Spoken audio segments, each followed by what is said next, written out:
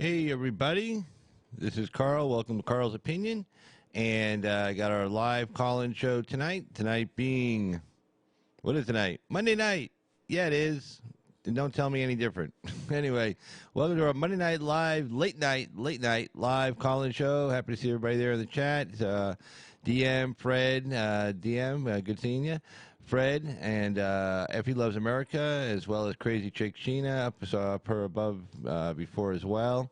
And I know I missed somebody else. I didn't scroll back far enough. But hey, good seeing everybody on the chat tonight. And thanks for joining us. And so from the headline, got some highlights to show from the Donald Trump rally in North Carolina. I kind of edited out a nice little part there where he starts talking about the economy and starts cracking a few jokes and stuff. So we're going to show that. You saw the headline there. One American News Network suing Rachel Maddow and MSNBC for $10 million.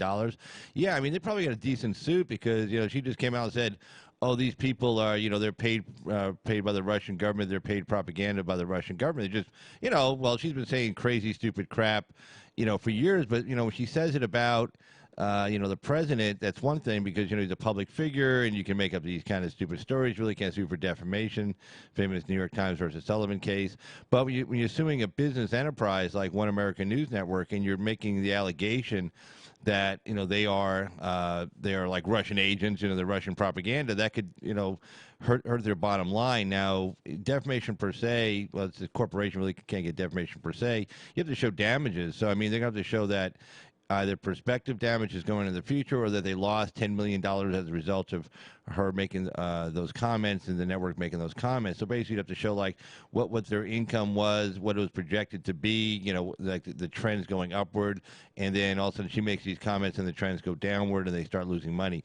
At the end of the day, just because somebody says something defamatory, yeah, you can get $1 for it, or you can get an injunction. I guess they could be suing for an injunction also, asking for them to forbid them from saying this going into the future, that kind of stuff, from repeating it or from getting a retraction from them, and then also maybe showing some loss of income, loss of revenue, ad revenue. Maybe advertisers pulled off their site, they lost money from that.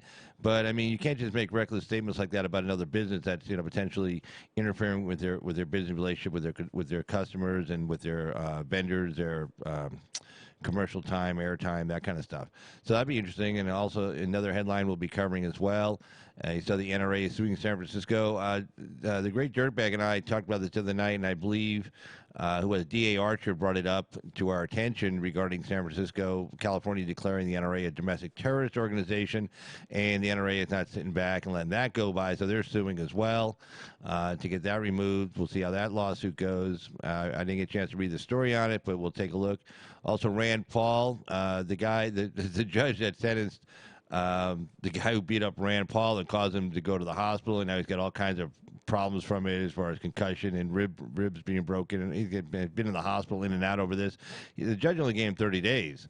So I guess district attorney's office appeal the sentencing guideline. You can't appeal a verdict or a non-verdict, but he appealed the sentencing and say it was way below the sentencing guidelines for 30 days. So they vacated the sentencing and remanded it back to be consistent with the guidelines to give this guy more than obviously 30 days. So that's pretty that's pretty good. That came from the I believe Sixth Circuit Court of Appeals. So yeah, lots of news to get to. But let me go ahead and key up the Donald Trump rally here. And let's get this keyed up here for everybody. Let's see, where am I over here? Make sure I'm in the right place. Here we go. And let's see. All right, so there we go. Good there. There we go.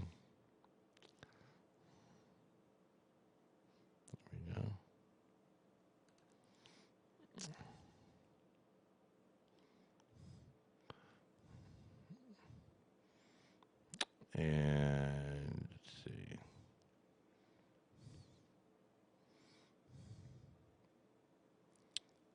And this is from the Fox News channel. You see there's their stuff right there. And that should have come over. Let me see here.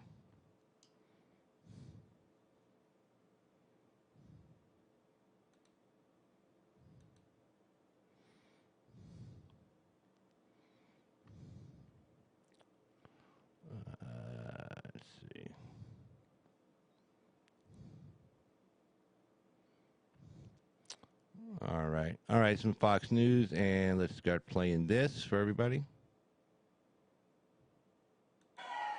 We're here tonight to discuss the extraordinary progress we're making as a nation and how to ensure this amazing resurgence keeps on going and going strong.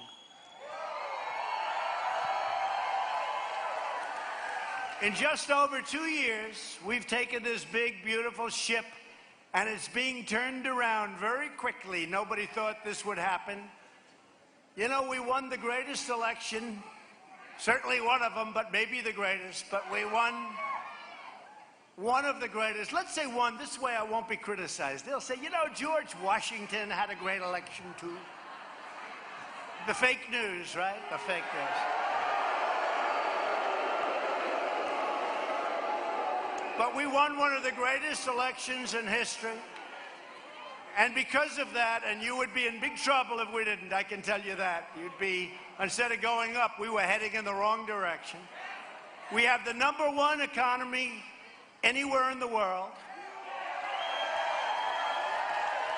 And every time I meet a foreign leader, almost every time, they say, congratulations on what you've done with the economy. I said, I didn't do it. I just set a certain path. The people of the United States did it. #1 anywhere in the world. And they tried to do the recession thing. You know, they tried the Russia thing. That didn't work. They tried many other things. I always say the media and their partner, the Democrats.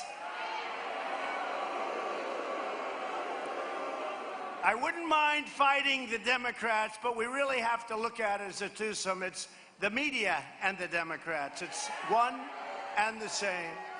We're rebuilding our military, defending our sovereignty, and reclaiming our dignity as a nation.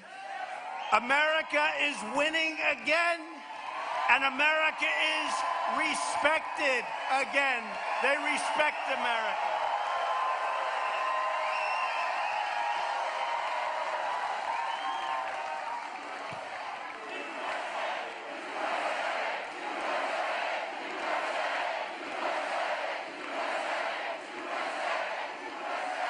By the way, I have about like 10 women in the front row, and you come from North Carolina, and they travel all over the place. Hold up your hands. These are great women. I see them so much. And I must say, they have other things to do. They look rich as hell to me. I don't know. How many is this? How many rallies have you come to? They can't count it. They said all of them except for 2. That's a lot of rallies.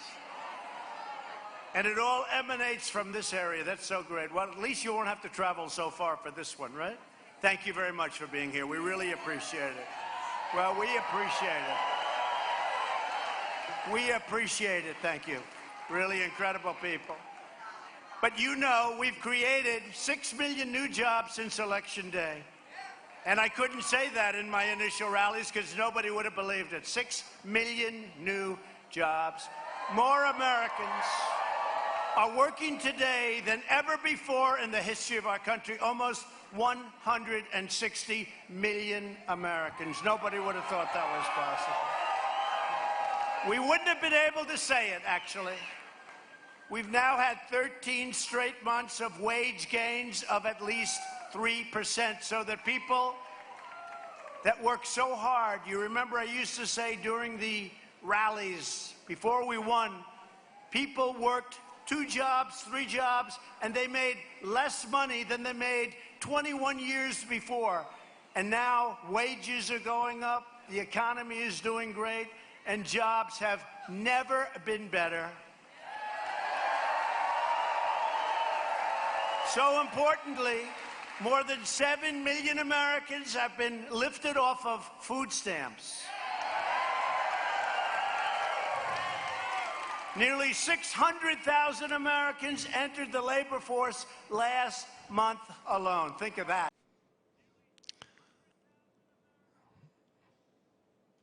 And you know that's a real important figure. You don't want to hear that on the mainstream media. You know, you got 7 million people lifted off of food stamps, and during Barack Obama's presidency, after 8 years, he had more people on food stamps at the end of his term than he had at the beginning of his term. So he had 8 years to get the economy right, to get everything put together right.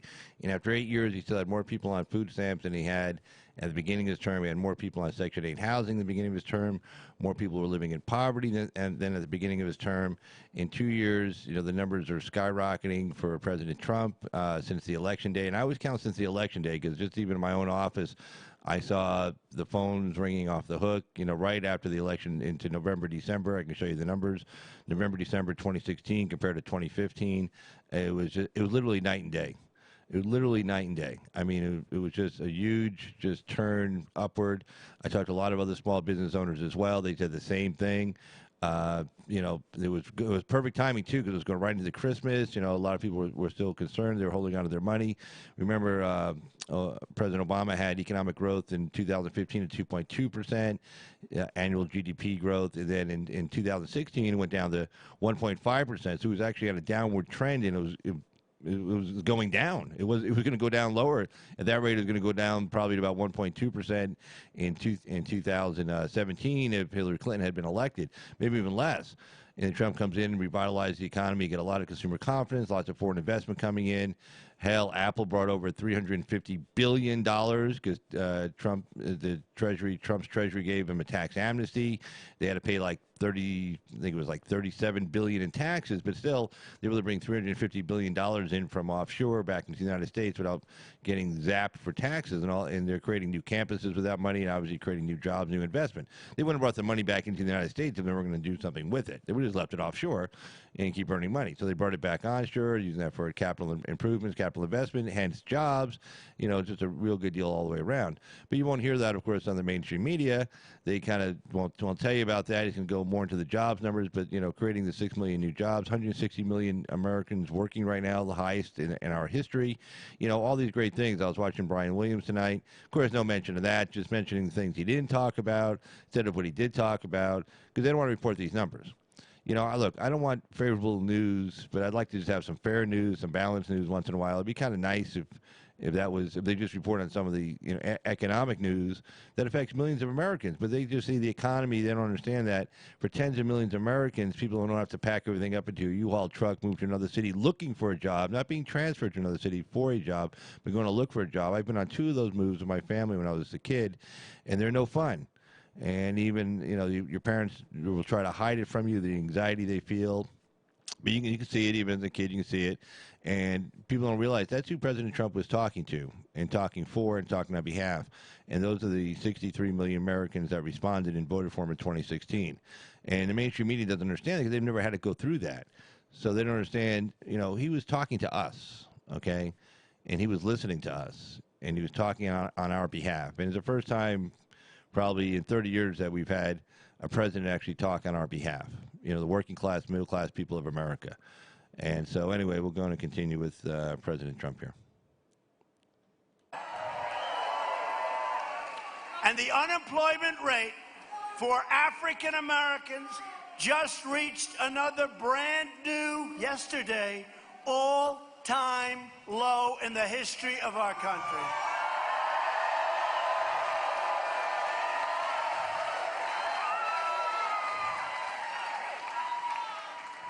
How do you lose that debate? Remember, I used to say, what do you have to lose? Well, now you have the best unemployment numbers, employment and unemployment numbers that you've ever had as African Americans, as Asian Americans, as Hispanic Americans. The best numbers we've ever had. And by the way, African American youth unemployment has also reached the lowest level ever recorded in history.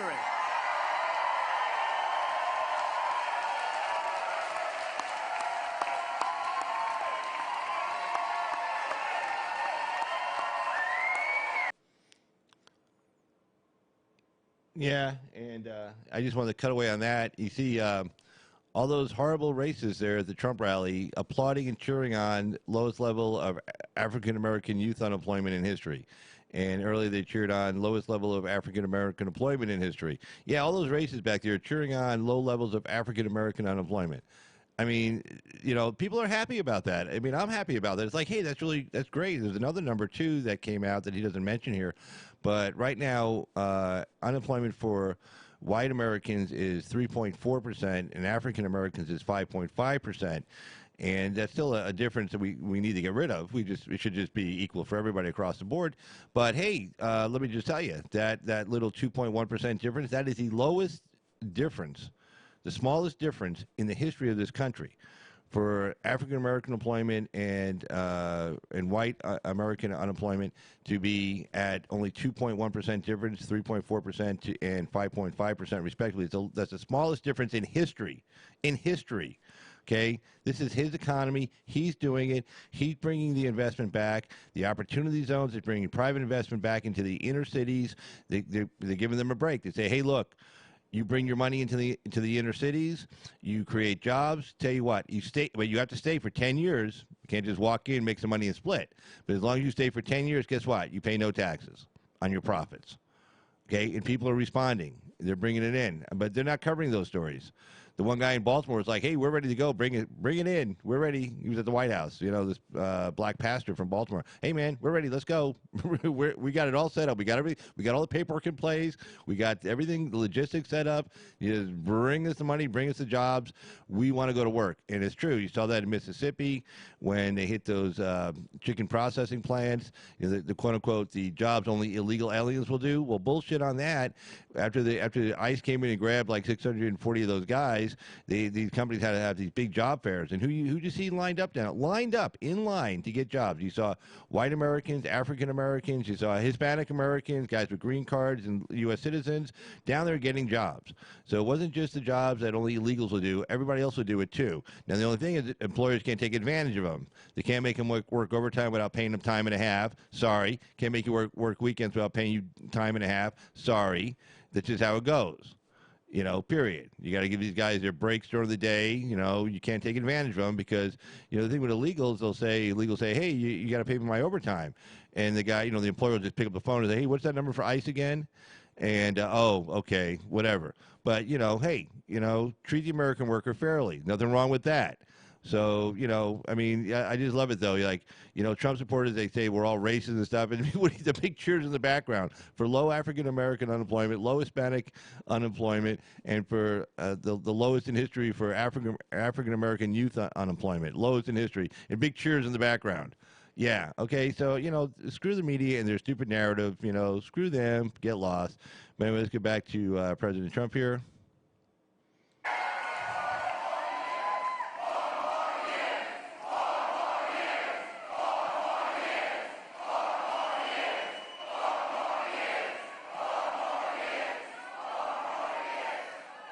And the labor force participation rate for women is at the highest level now in 15 years, and soon will be 35 years, and soon, I promise, will probably end up being better than ever. I can tell you the unemployment numbers for women are the best they've been now in 72 years.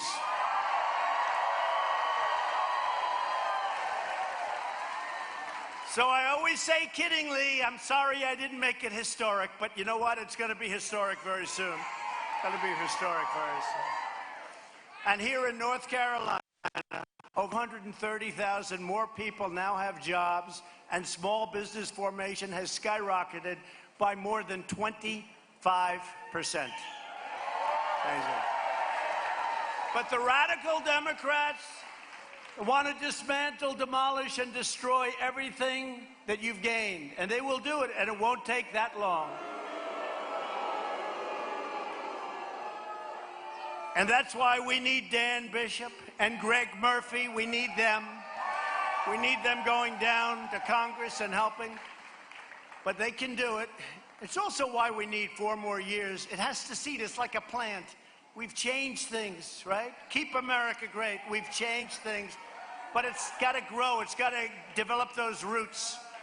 And once it does, it's going to be very hard for them to destroy what we've done. Very hard. And that's really why I consider this election. Look, we had a very, very special day in 2016. It was a very special time. A very special time. It's an incredible day, an incredible month, an incredible year. And I don't know that you can ever compare anything to it, but I can say this. 2020 is essentially just as important because they'll try and take it away. Whether it has to do with religion, our evangelicals are here tonight and they're all over the place.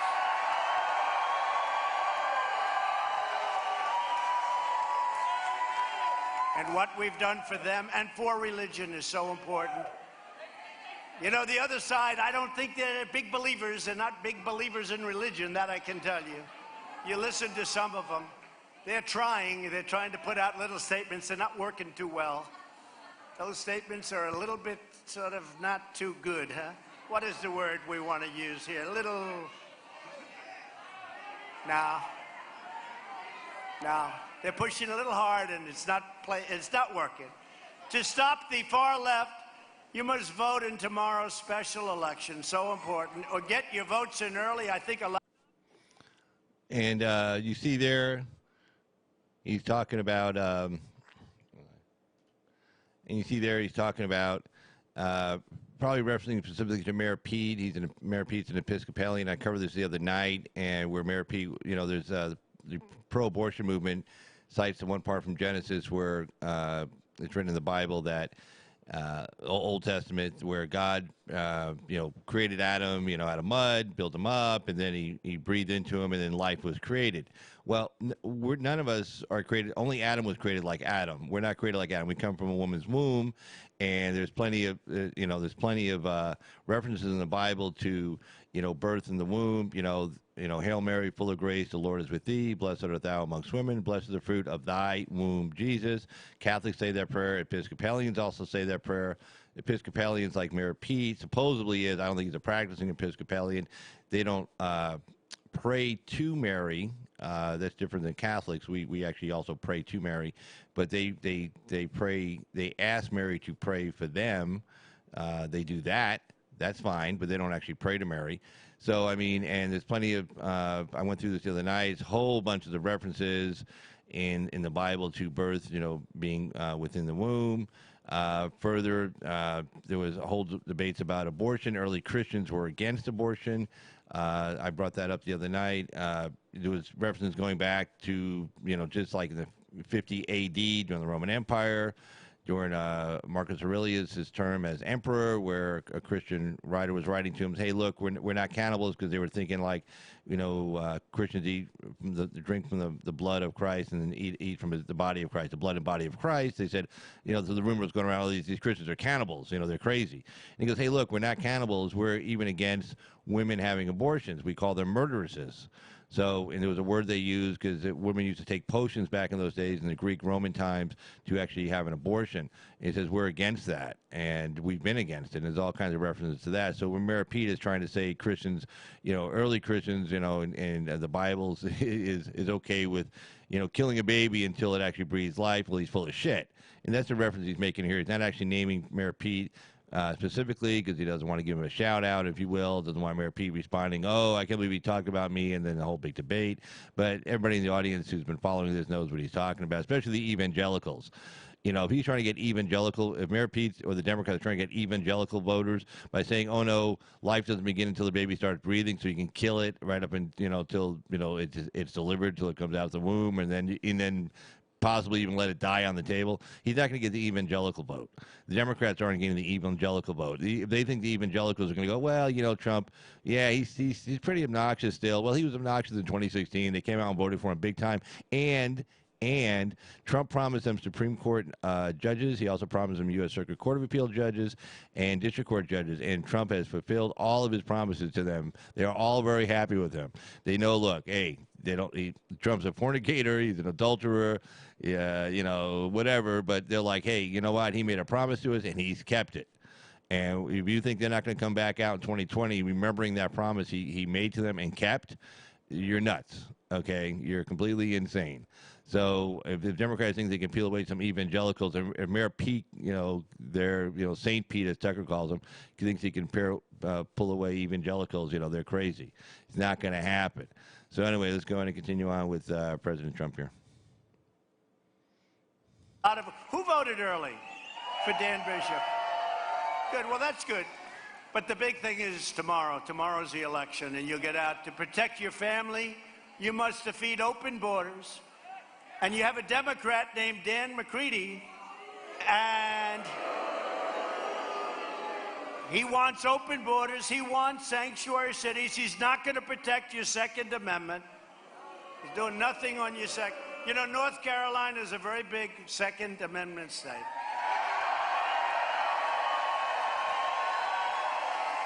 And Dan Bishop, Greg Murphy, these guys, they're going to protect your Second Amendment. But one of the biggest issues in this election is, in fact, sanctuary cities. McCready supports sanctuary city policies that force prisons and jails to release criminal aliens directly into your neighborhoods. Get out, go ahead, go into the neighborhood. What's your neighborhood? Where do you live? What? Rutherford County. Okay.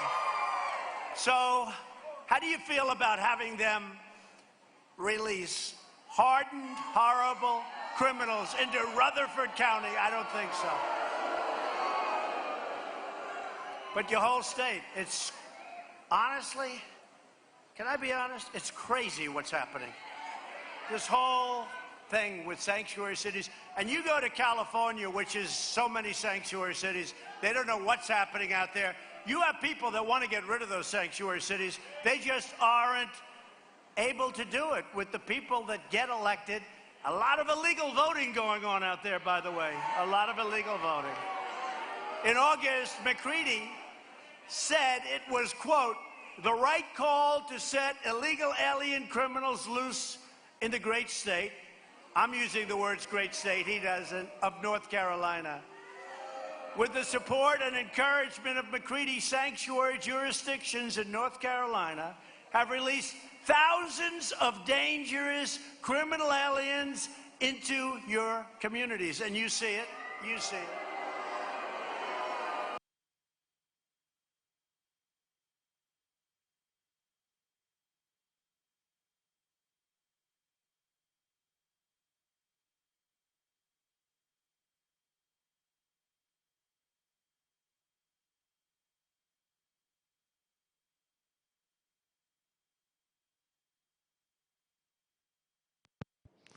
One additional button hit there. All right, there we are. We're back, and yeah, it was. I mean, that was just the beginning parts of the rally. So yeah, it was a really good rally, really good crowd down in Fayetteville. They kind of jumped on it really fast. They got a special election tomorrow, but he still did a really good job down there. Very very energetic. And of course, again, I was watching Brian Williams parts of it tonight, and they just don't cover that. It's a real shame, and I don't know what to do with these guys. They just they just won't cover any of the decent news. And the thing is, everybody says, "Oh, recession's coming." Well, you can always look at like somebody's enemy. Like for instance, like Powell over there at the Fed chairman. He hates Trump. I mean, he hates Trump so much he can't stand him. Trump wanted to fire him. Trump wanted to demote him. He got a big fight with Trump. And if anybody would come forward and say, hey, Trump's policies are going to cause a recession, this guy's, this China policy, this policy overseas is going to cause a recession, it would be this guy. He'd be like, yeah, man, Trump's an idiot, doesn't know what he's doing, he's going to cause us to get into a recession. No, in fact, he's coming out saying just the opposite. He's saying, no, man, there ain't no signs of no economic recession happening.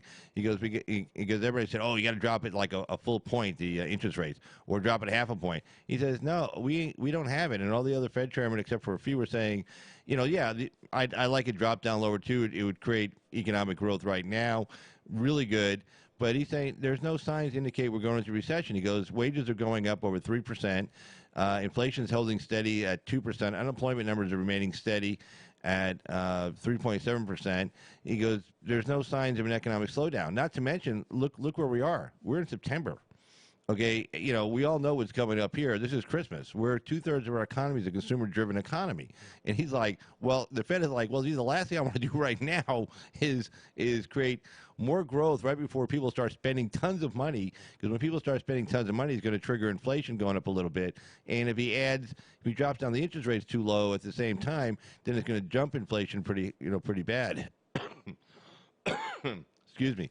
So he's saying no. There's no signs of it, and the rest of most of the other Federal Reserve members are in agreement. The only people saying there's going to be a recession are the Democrats and the mainstream media. But anybody with half a brain and maybe some of the leftist economists guys that predicted, after Trump got elected, the economy would go into a tailspin. Well, they were all wrong, of course. Like was it Krugman? I think his name is. Supposedly with the Nobel Prize. He was totally flat out wrong. And he hasn't come back and said, "Gee, I'm sorry I was wrong then, so don't listen to me now." No, of course, listen to me. It's like when they put Steve Schmidt on there on MSNBC. The guy who ran McCain's campaign in 2008. He's a big never Trumper, hates Trump. Why even listen to this guy? I mean, I remember listening to him like literally a week before the election in 2016, and he was predicting. He goes, "Look, it's not going to be close. There's no chance Trump's going to win. Hillary Clinton's going to get it. It's just a question of is she going to get 350 electoral college votes or 400?" He goes, "Really?" He goes, "I'm not being hyperbolic." He goes, "That's really what's going to happen on election night." That was a week out, and then now people still listen to this guy about what? What's he an expert on? He's an expert on nothing. He doesn't know what the hell he's talking about. So anyway, but okay, yeah, phone lines are open, 775-273-8970. And if you want to appear by video call, just put in the chat saying, "Hey, I want to appear by video call," and then shoot me an email. I'll reply with the link, and you can appear by vMix video phone call. Lots of people have done it in the past. It's a lot of fun. It's really easy. I send you the link. You just type in your username, hit join call. I take care of all the rest on this end, so no big deal there. So, again, phone lines are open. Area code 775-273-8970. And so let's going to get to this story here. One American News Network suing Rachel Maddow for $10 million. We're going to cover that. And let's take a look. Let's see, get over here.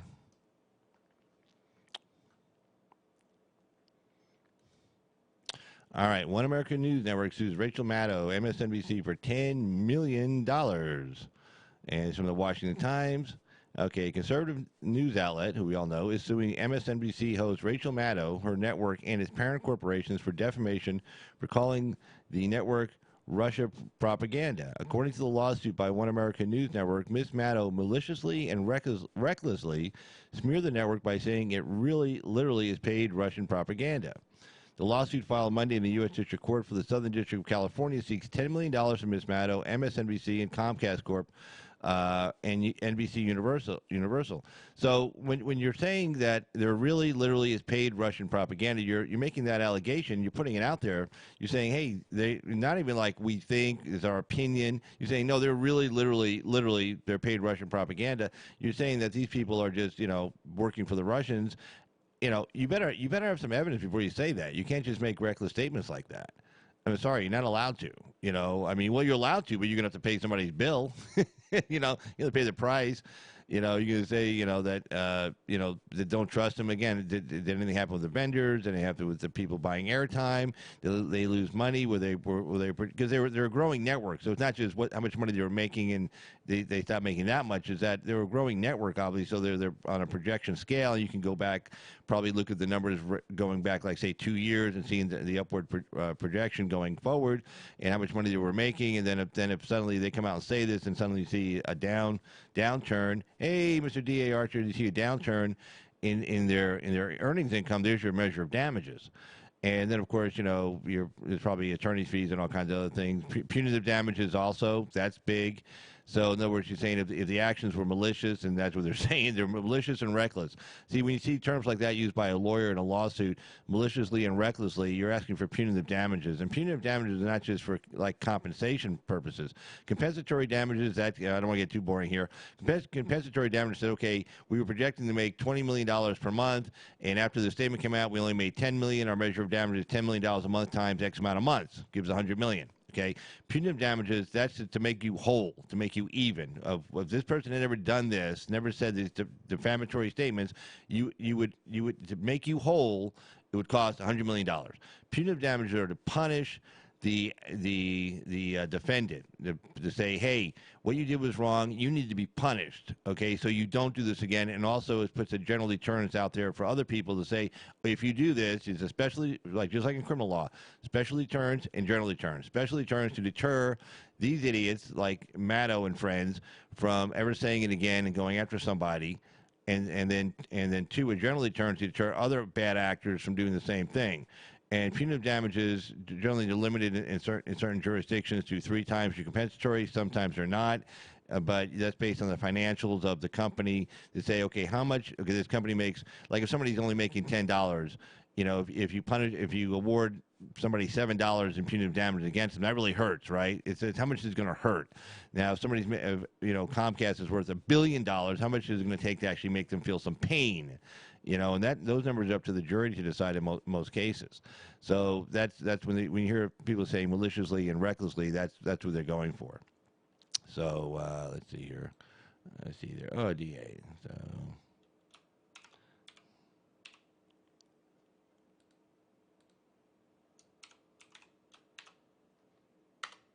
Boom. Hey, Mr. DA. But yeah, so okay, let's continue on with this story. Again, phone lines are open. Area code 775-273-8970.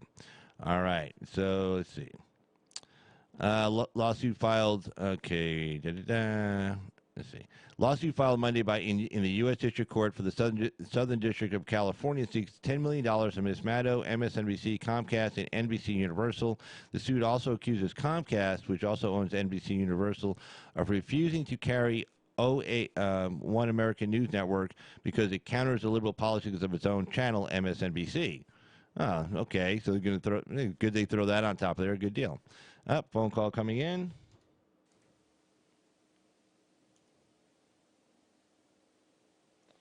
Hey, Effie Real. Effie Loves America. How you doing? Mr. Carl. It's the wee hours of the morning. I don't know why I'm calling you. Oh, yeah, I have a question. Yes. What's your question? My question is, can compensatory damage include intangible assets, i.e. goodwill, which is the cost to purchase the business minus the fair market value of tangible assets, the intangible assets of the business? Can't those be damaged by this, libel or slanderous kinds of actions, and therefore it's not just punitive but also compensatory? In other words, you can assign a value. When you buy a business, goodwill is calculated into the cost of the value of the business. Right, and so right. So in other words, how much goodwill do they lose? That's probably a little too right. It's probably a little bit. That is too intangible because goodwill only comes into it when you do a sale of a business, or like even when you're doing a divorce case and you have to value somebody's business, and you say, well, I don't make that much money. It's like, yeah, but how much money are you making? What's a goodwill value? And there's always a way to calculate that. But yeah, I think that'd be just I don't know why I can't think of the word, but that would be too.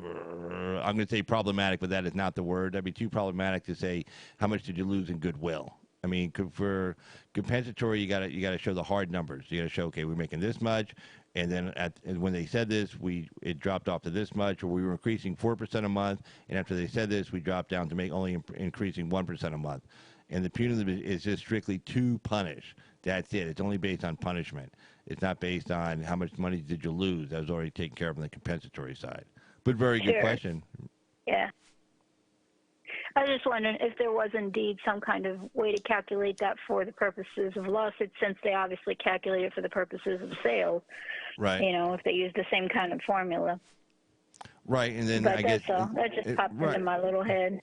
2:37 in the morning. Yeah, well, I started late because I've been going straight for a while. I didn't post anything for like 2 weeks back there. Then I went to I went to Wilmington. I went to go to that anti-racism event that was going to be held in New Jersey, and I went to the one in Philadelphia, but I wasn't there very long. I left. So, yeah, I got there, I came, I saw it, and then I left. But I covered that on that Saturday night a week ago. So it didn't work out the way I was promised it was supposed to work out. So I'm not You sure were if like, let's go. yeah. Well, I was there for 5 minutes, and well, I communicated with them before I went because I wanted to do a live stream from that, and I said, hey, but if I can't, but for me to live stream, I got to bring my laptop. So if I can't live stream, I'd like to, shoot footage of it, and then come back to the hotel and show clips and highlights from different conversations and stuff, and then do analysis and commentary. So they said, yeah, we don't want anybody recording the whole event because we're doing the production ourselves and we're going to be putting it out there. But yeah, we have no problem with you, shooting, doing just what you said, shooting footage and then showing those highlights when you get back to the hotel, and then doing analysis and commentary. So I'm like, yay! So I get on a plane, fly all the way out there, fly to Newark. You ever fly to Newark Airport before? oh God, no. Don't ever. It is the worst. Okay, there was no future thinking process on when they designed that airport. It's just like they just kept adding on to it, so everything just kept getting more and more spread out. Oh, okay. So when you land, like normally, most airports are smart to get the people from when they get off the plane to get them down to baggage and to getting the hell out of there. No, it's like you're walking millions of miles to get down to baggage, right? So then you get down to baggage, right? Then you got to rent a car, Yeah. right? And normally, like when you come out of Like baggage, one of those big bazaars in a third world nation where in their biggest city, they have all these people selling, and it just keeps sprawling out all these little shops and Yes. places where people are selling live animals for dinner and things like that. And it just goes and goes and goes. And there's no working plumbing, and it's everybody for themselves, and pickpockets everywhere. Yeah, I got the picture. yeah, and so Never go to Newark is what you're saying, which I wouldn't. No, you get off the plane and it takes forever to get from from the gates down to baggage claim. So then you get down to baggage claim and it gets worse because normally, right, you come out of baggage claim, there's like a shuttle to get you to the rental car place. No. Why would they do something like that? That makes no sense. So instead they have this little train like at Chicago O'Hare, but unlike Chicago O'Hare, which is intelligent, this is like the unintelligent train. And so they have these little bitty elevators because they were built back in the 40s, I guess.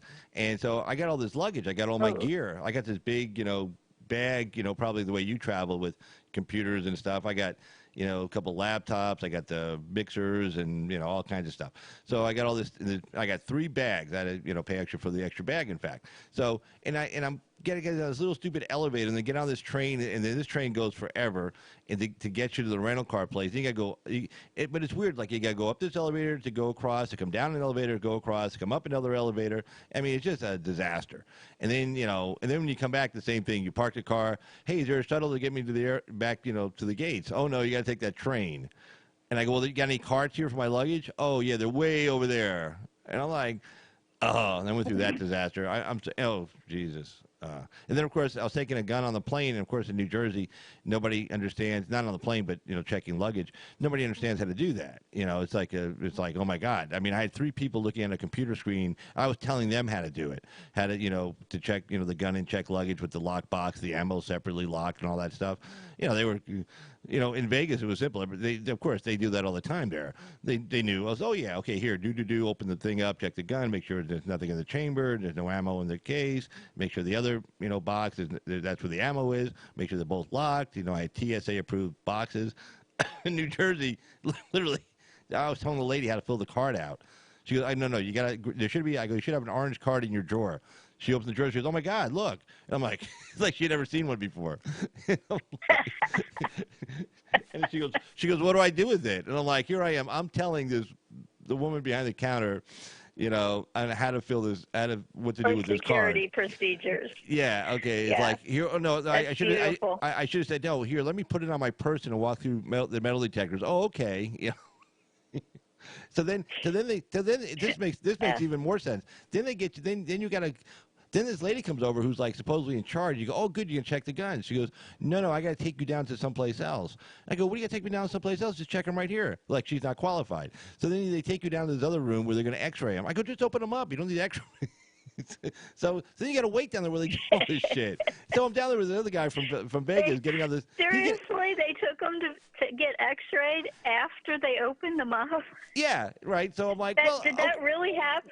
Yeah, but I have to wait down there with this. I go, look, I got to get on that line because, of course, they don't have separate lines. You know, I don't want to sound like an elitist. They don't have separate lines for first class and stuff. Everybody's all together. It's like, the masses. What am I, some socialist third world country? What am I doing here? Damn it. But anyway, so I'm waiting down there. There's another guy taking the same flight to Vegas, and he's down there shaking his head with his wife. And I go, are you waiting? And he goes, yeah. We go, are you from Vegas? He goes, yeah. And we were like finishing each other's sentences. Because it's like, yeah, I tried telling him. I go, I tried telling him too. I was like, So we're just both down there just waiting, for them to come back and say, okay, you can go now.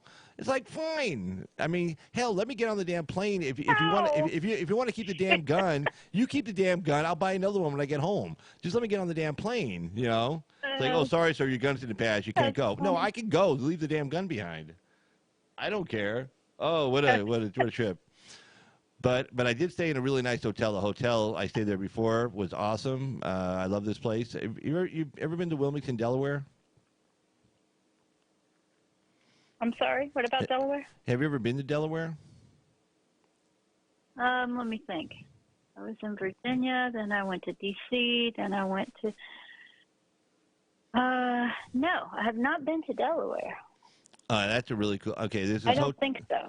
This is hotel in Delaware. It's called the Hotel DuPont. Have you ever end up in Delaware? Have you ever end up in Wilmington, Delaware? It's the only hotel you want to stay at. The hotel is literally over 100 years old, and it just got bought out by this big company. And everybody was concerned. In fact, a lot of the employees were concerned they'd be getting rid of everybody and change the whole place. Well, except for adding some corporate stuff like what do you call it? All that stupid shit, like you can sign up for this package and all that stuff. Other than that, it's the same freaking place. A lot of the staff is the same. The bellman was the same guy. He recognized me. Oh, at least he pretended to, but I think he did. And the manager has been there for like over 30 years. So, I mean, and the service was great. The food was good. Everybody was friendly. It was the same place. And it was a great hotel room and everything. It was really, really nice. So. But if you ever get a chance, if you're ever in Wilmington, there's one hotel, the Hotel DuPont. You can't. If you think about it, DuPont. You can't forget that. So, but that was a great experience, and I did a live stream that Saturday night from the hotel, and that worked out really good. I saw some of your footage from your hotel stay and what you were trying to get done there, but. But just a little bit because I was kind of in the middle of a lot of stuff going on. Yeah, you kind of had that. You kind of had that hurricane. Oh, so tell me about your experience with the hurricane. What happened with you? It's a little breezy. A little breezy. Yeah, I think you're underestimating. Well, tell me. No, seriously. Tell me about the little breeziness in the hurricane. I want to hear what happened down there to you. No, it's not too bad. Where I am, I'm parallel to the Bahamas on the peninsula. I'm on the East Coast, right? Mm-hmm. Coast to coast. In fact, my hometown, is my technical hometown, is a sister city to Eleuthera in the Bahamas. Oh, really? And so we have so we're like right parallel, to them. And so we got a lot of breeze here, but it wasn't bad. I mean, we've had storms, just tropical storms that hit us just as hard. And everybody was so double prepared because it was a Cat 5 at that point that we were all hunkered down. It was fine. We were fine here. Just some minor stuff here. Nothing, a little flooding, a little power outages, nothing major. We've been through worse, Well, that's what I was thinking. A lot of people, you guys kind of like do hurricanes, right? You know what I'm saying? As far as you guys don't get freaked out by them. Oh yeah, everybody's got. I still have my armor up on my house. My storm shutters are still up because my son was with me and he was sick, and I didn't want the crew to come and take him down until he was out of the house because all the noise would bother him. So I'm still sitting in a bunker. I'm surprised my cell phone works in here right now because I'm in a. Now I'm ready for the zombie apocalypse. Oh. But yeah, we are good. And, this time of the year, everybody that's local, they have all their supplies. You have your supplies ready, on rotation. I have a sort of a prepper station, like they would call you a prepper if you didn't live in a natural disaster area. Right. Have my bin of foods, foods and waters and all the things that you need, and, little charcoal briquettes and gas cans and all the stuff you have to have. Yeah, well, so yeah, right. we're good. I mean, yeah. No. I mean, that's what I'm saying. It's like people in Florida, like every year, there are hurricanes coming. I mean, you're stuck out there in the peninsula. It's not like, gee, I wonder if we're going to get hit this year. It's like, no, you just assume you're going to get hit. And people like you, smart people, you have your bottled water stored up, your food, like you said, your charcoal briquette, so you can barbecue, and you figure you're going to be without power for a while. That kind of stuff, and no, it sounds like, and plus every year when I'm watching, like, for hurricane getting ready, they always show like all the utility trucks lined up, like literally like about 100 in a line stacked up together back to back, ready to go. I mean, like the drivers are there, like at the locations, the trucks are there, they're ready to go. They pulled out of the garage. They're just like, okay, as soon as we get the calls, we're going out to fix the. How long were you without electricity? How long did that last? How long what? How long were you without? Can you hear me? Okay, I can turn it up. Am I a little low for you or what? Yeah, there is a distortion, kind of like I'm hearing you over a PA system. That's what it kind of sounds like on my end. Oh, let me see. Yeah, hold on. I was having a problem with that the other night. I think when I packed everything up and took everything there, and then and then I got a little note in there saying they had to open that bag where all this stuff was and go through it. So I'm thinking, like, gee, I wonder, like, okay, like the X-ray machine, I had a big boom arm in there too. That probably didn't help, because it was, it looked probably like some kind of rifle or something. I don't know, but anyway, so, I'm thinking, like, when I did all that packing and then moving, since they don't know what X-rays do. I mean, no, they right. open up, they look at your metal piece, right, and then they go, I know, let's X-ray the metal so we can see the metal. I mean, next time we're just going to break the. I would have had to say something. I wouldn't have had the patience to not say, do you know what X-rays do?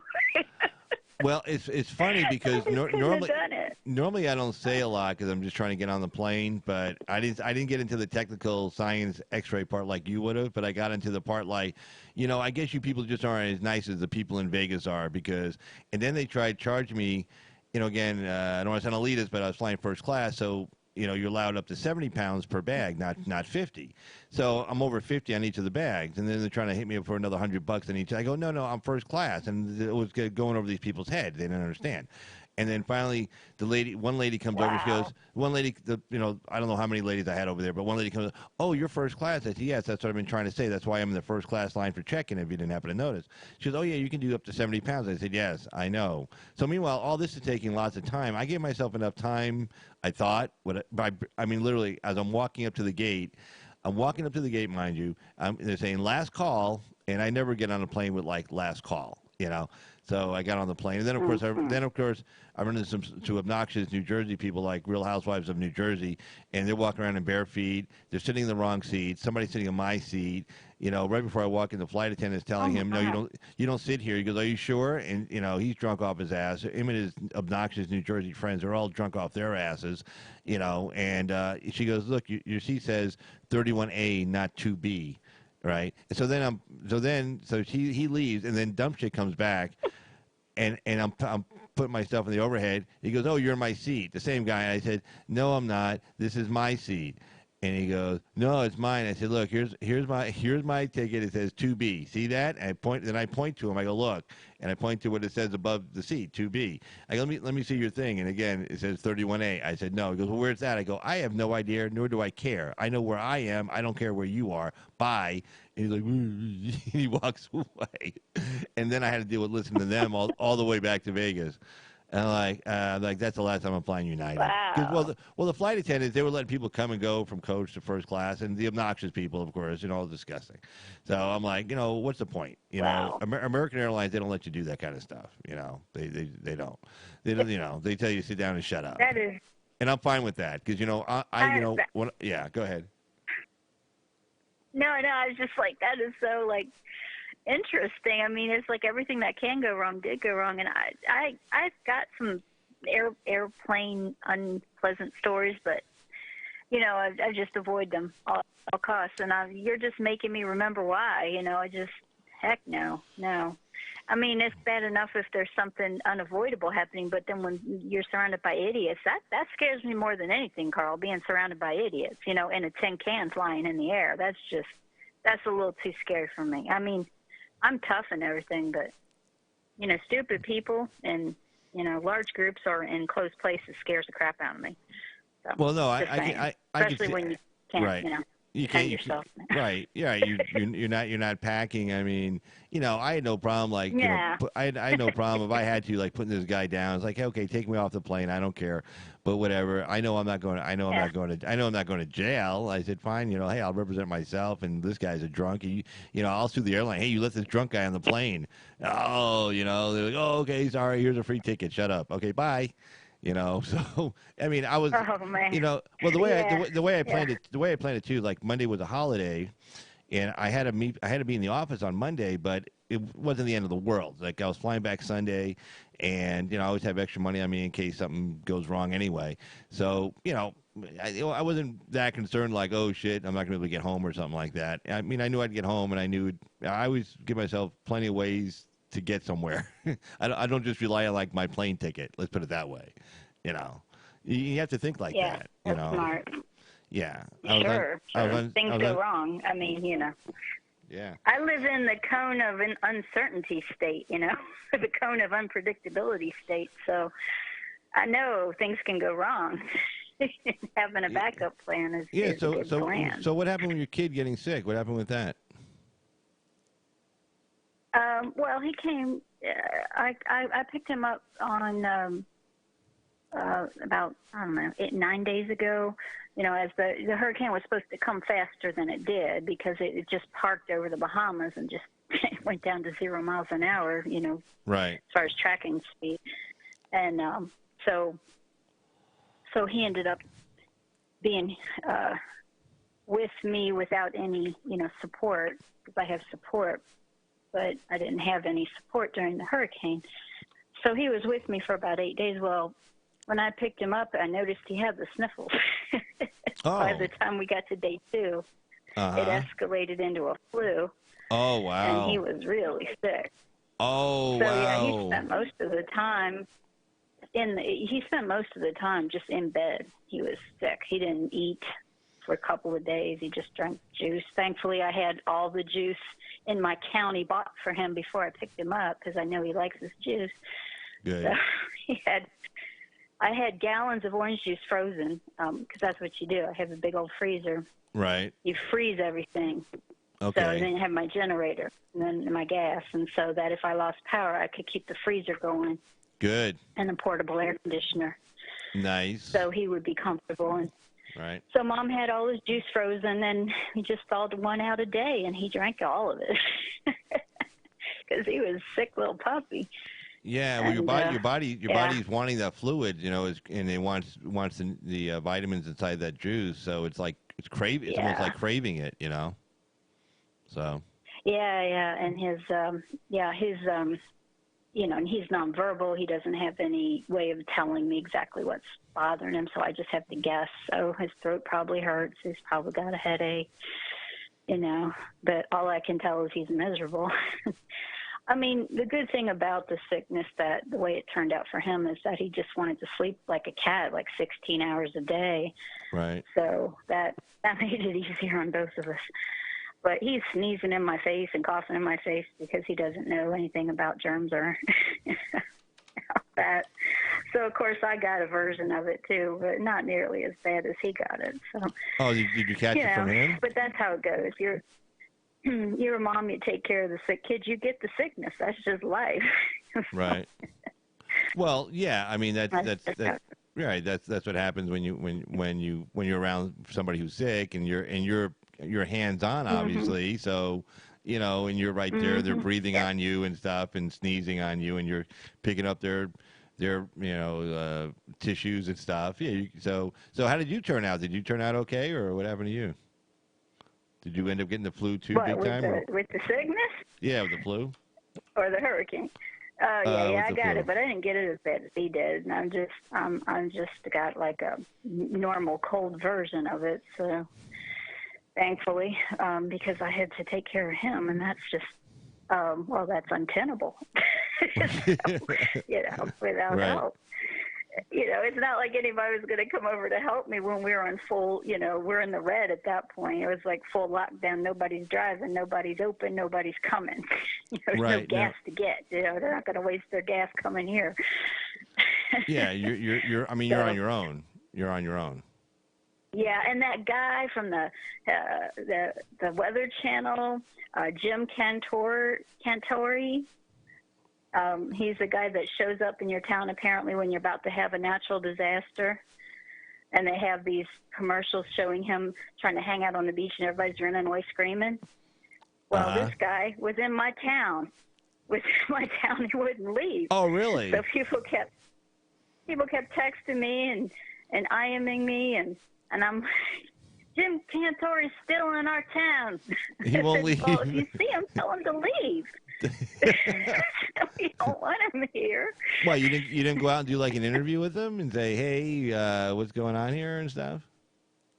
Yeah, they're like, holy crap! Yeah, they started sending me pictures of him downtown, and he's doing these little reports in front of the shuttered up businesses, and they're like, we're doomed. He's here. He's like, everybody run. I was like, well. Take him, leave, run him out. We're a small town. We can pitchfork him out of here. That's what we do. So, little bastard. So, but he left eventually. Why don't you like this guy? What's so bad about him? Other than like he just. Well, the whole shtick. I mean, keep him. I don't really watch cable, so I don't know. I just found this out later when people are sending me clips of these videos. But they have this whole. They have a whole like funny set of commercials on the Weather Channel of this guy just like trying to hang out on vacation and people running in panic away from him because the deal because the deal is if he shows up in your town, something terrible is going to happen. It's like the Music Man or something. The guy is going to come. He's going to build you a monorail. My town. Right. So yeah, you think it was literally my town. I was like, well, crap, they're sending me. He's like the harbinger of doom, So you don't want this guy to show up in your town.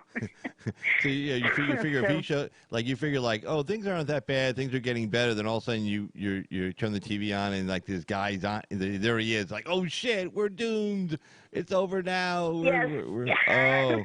It's like, get him the hell out of here. Facebook was like freaking out, and this is why I don't go on Facebook because those people are crazy. But man, the mom groups on Facebook, they were panicking. It was crazy. It was every mom for herself on Facebook. It was not pretty. What was it? Was anybody attacking him directly, like on his Facebook site, so he would know that he's hated by anybody and everybody?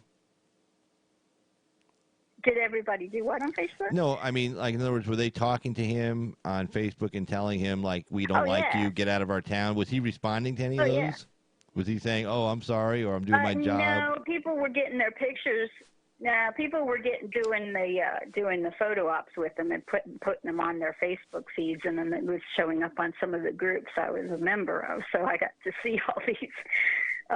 Hey, I got a picture with him. He was eating at the such-and-so restaurant, but after a while, it's not closed. After a while, things all got closed down and wrapped up, and nothing was open anymore. So I guess they just hunker down in their weather center van until something blows up, I guess. I mean, I don't know the life of weatherman, really, but that's what he did. And then they left, so all was good. See, when he left, the hurricane left, and we were great. So, yeah, it wasn't that bad for us. Very grateful. Wait, did he leave before the hurricane left? Like, so by him leaving, it got better because he left? Well, that's the superstition, Carl. I can't confirm or deny how all that works because, I'm not a superstitious person, but apparently that's how it works, according to them. Right. But, I don't believe in horoscopes or Jim Cantori or whatever his name is. So, just saying. But It was an interesting week, and that was just one of the reasons. So yeah, it was really, really interesting week. And then I didn't see you for a while. You were offline. I went to check up and see how you're doing because I was really busy with work, and I had been gone a while. And I was like, well, shoot, you're not even posting anyway. No, so I didn't miss anything. No, I didn't post for two. I didn't post for 2 weeks until that Saturday night that I was in Delaware. So yeah, I had not posted for a full 2 weeks until that Saturday night. Yeah. Well, it just got really busy, okay. and you know, like I like to do a lot of research and stuff. So I just didn't have the time to do all the research, check all the stories, and do a live stream. And I was like, well, I'm just going to come up and do some half-ass live stream. I'm going to make sure I have all the stories and everything set and queued up. So, and if I couldn't do that, I said, oh, I'm not going to do it. But I get home and I was so freaking exhausted. I was getting home late. And I was taking a nap and then getting up late. And I'm like, oh. But hey, thank you, President Trump, for the great. Thank you, President Trump, for the great economy. So that's all I got to say about that. So very happy. Yeah. I like the stories that you have picked out today because they're all so positive. I was like, wow, there's been a lot of good news lately. I mean, there's been crazy people, but we've gotten a lot of good news lately. And I don't know if it's because of my upbringing, but I'm kind of waiting for something bad to happen now. But right, we just went through a hurricane. I don't know why. A family illness. Yet I'm still going, there's a little too much good news this week. I'm feeling a little uncomfortable. But that's a sign of a crappy upbringing, I guess. Well, see, they're going after him. Let's see, well, yeah, right. You always expect. There is the impeachment crap. There's that. Oh, yeah. we're gonna dig around until we find some soup bones in this soup. This is pathetic. These people. I have a theory. Pathetic is not even a strong enough word for it. I can't think of a stronger word, but it is pathetic. It really is. Seriously, nobody wants this. There's only the extreme end of their base, which is a fraction of a fraction that would really want this. So, but yeah, I guess the theory is they have to do something to appear that they're battling the evil orange man just for the sake of appearances. They know it's not going to go anywhere, but they have to appear to be strong. They have to have something. They got no platform except Orange Man Bad. So anyway, I guess that's the theory. I have a theory on this too, and I came up with this kind of over the weekend. Yeah. As you know, I'm on Black YouTube a lot. I'm a moderator for a couple of different sites on Black YouTube, and I'm a follower of a lot. And some of the guys on Black YouTube are actually moderators on my site. So I watch a lot. I watch a lot of that. I watch a lot of the political discussion, the business discussion, and I think I have a theory as to why they're still going after this impeachment thing. Now, remember, the whole reparations thing is really kicking into high gear in the black community right now, and it's all over Black YouTube also, ADOS, everything else. If you follow it, it's a lot of noise and a lot of buzz about it. But it's always been a little bit of buzz, but a lot of buzz about it this year because they're expecting the Democrats to come through for them on this, right? And they're expecting them to put it into a platform and everything else.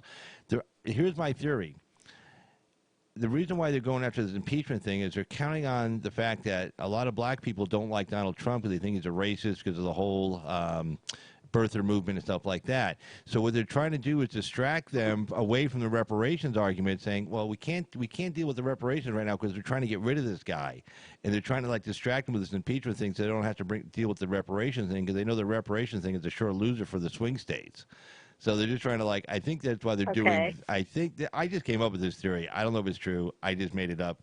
Just based on everything I'm seeing and reading and listening to, I think this is why they're continuing on with the impeachment. Because if they don't have that, then what do they have? Then they have to start talking seriously about the reparations thing. And Pelosi and Schumer know that's a sure loser for the Midwest if they bring that up. So they're just trying. Oh, don't worry. We can't deal with that right now, but we'll deal with getting rid of them. And they're just trying to distract them on the other end. That's interesting. So what you're saying is that by extension, they can then tell the constituents that are Black Democrat constituents, they can tell them that the reason why they can't give the ones that believe in reparations, they can't give you reparations. We can't give you reparations because Orange Man is standing in our way because he's an evil racist. So we have to do this impeachment thing. Right. before we can address, because Trump Yes. is in the way of your reparations. Exactly. Oh. Yeah, so that's why Well, that's just about deceitful enough to be possible, Carl. I think it's a good theory. Well, yeah, because That's the thing exactly what a Democrat would do, Carl. Yep. To say, well, look, we're real busy Well, on this you impeachment used to be thing. one, right? You know. No. I was nope. I was never a Democrat. No, you were not one. I was never. Okay. No. I did vote for Barack Obama twice, but I was never a Democrat. But Yes. I had a choice between McCain No. and going to Were war you with Iran. Were you Nope. registered independent? Nope, always registered Republican. No. Since first, I registered in 1983, voted for Reagan in 1984, registered Republican all the way through. Oh, okay, that's interesting. Mm-hmm.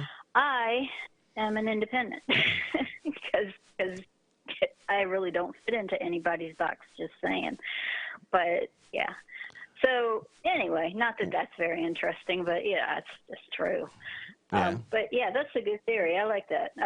Because yeah, the deceit and the turning it around, the blame game. You know, I got a lot of unpopular opinions, but the fact that if their mouth is moving, they're lying. I think that's pretty commonly held belief as far as the way the Democrats are. Here's my conundrum, Carl. It's one of the things that DB brings up, which is, you know, how do you reach these people? And we have discussions on that. You know, when it comes to this kind of deception at this level, these lies, owning the media and all that nonsense. And I think about the great exodus from social media by conservatives, because half of them are being driven off, and the other half that are leaving because the other ones that were driven off they wanted to see, so they go follow them to the other platforms. But this is a problem, because how do you reach, you know, the normies? How do you reach the people that might be reachable, who might be voting Democrat, who might not otherwise go follow you to another platform because they don't even know that exists, because they're not that political, but they just believe the lies because it's easy, it's lazy. So you got to stay on the YouTube and the Facebook and the Twitter to reach those people, because that's where they are. Yeah, because I think you saw when I was talking about that. I sent a message to Sticks and Hammer, and I put a comment on his site saying, yeah, because he was talking about because Sargon had said, hey, our days for YouTube are numbered. We're not long for YouTube, basically. So we got to start thinking about other things. Yeah, and I believe that, because they are kicking you off. So it's not like everybody's even got a choice. But on the other hand, the ones that aren't kicked off yet, I think they need to go down fighting. Well, they just kicked off 17,000, but there's really not much of a fight. Prager's got that lawsuit right now in the U.S. District Court for Northern District of California.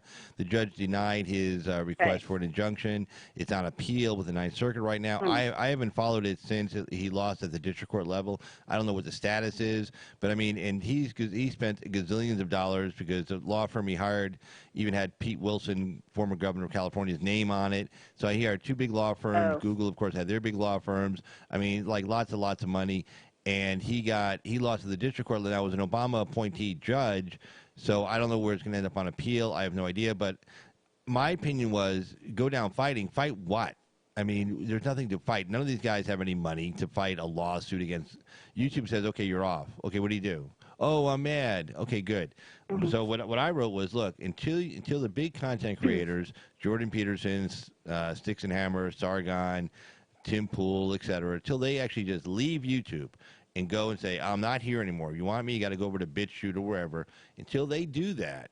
So when people wake up in the morning or get home from work or get done eating dinner, instead of going right to YouTube, they go into these other channels, these other platforms rather, you know, then they start looking at other sites and, you know, attraction and stuff like that. Until they start doing that, it's nobody, those platforms are never going to grow. Well, imagine this, a world in which all of the right of center or even liberal, open-minded people that are on YouTube have traveled over to, say, BitChute. Imagine that day happens tomorrow. Okay. That's only 2% of the content creators of YouTube. People, the normies, are not going to follow them. So what is so my point being, the original point being that, how do you reach the audience of people who you're persuading who might. Now, I realize now, since they've locked up the algorithm so bad that nobody accidentally finds people like sticks anymore. Right. So maybe it's a moot point at this point that they're not finding them anyway. But it used to be that you could catch some of these flies with sugar on YouTube by teaching them things. They all that. Remember that report from last year about how all these channels are radicalizing young people into becoming all right.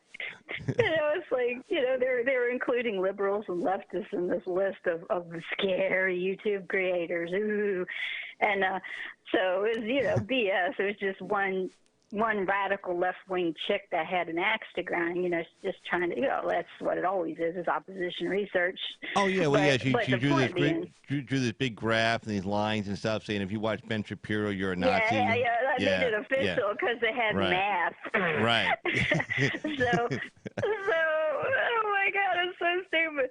But the point is that, people were, finding Ben Shapiro reaming out college student videos and going, that's interesting. I never heard that opinion before, because they never heard that opinion before, especially if they had, their two leftist parents and their, limousine liberal lifestyle and their college bubble, and, they never heard, and then all of pop culture is leftist nowadays, so they just never heard a dissenting opinion, and then their little wet behind the ears life.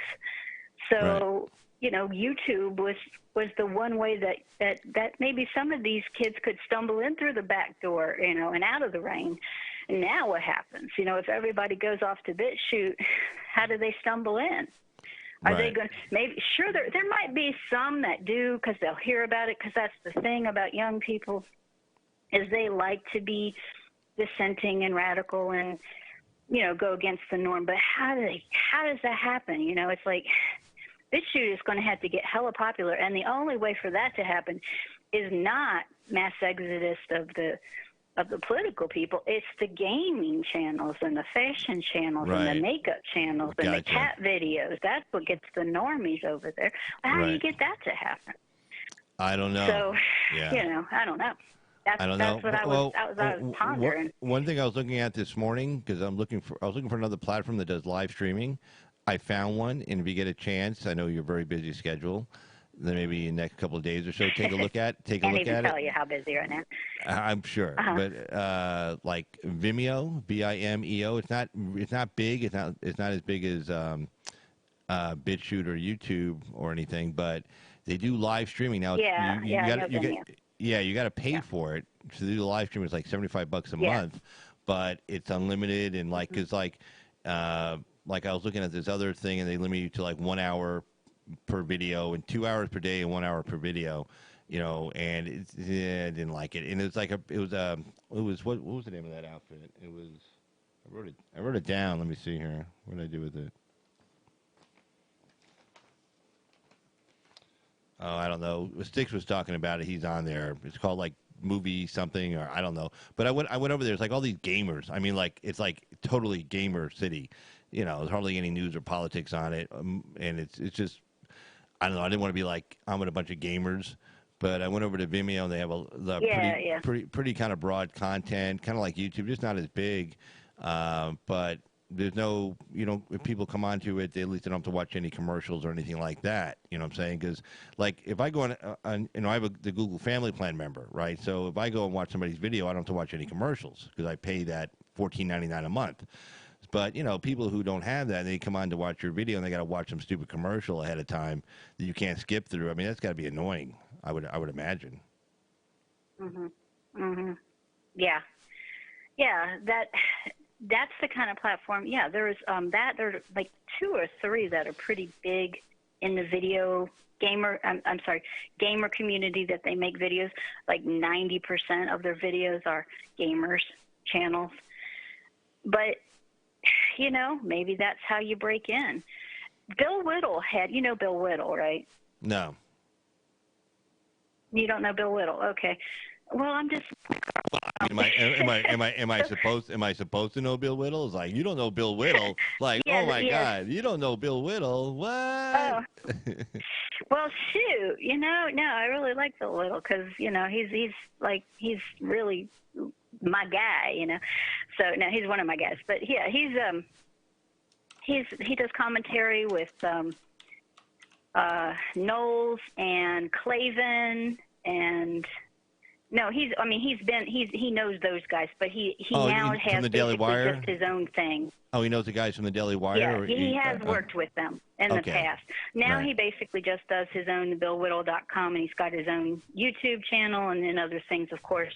And he works with Scott Ott and, I can't think of the other guy's name right now. I feel terrible because I know it's like I can see his face.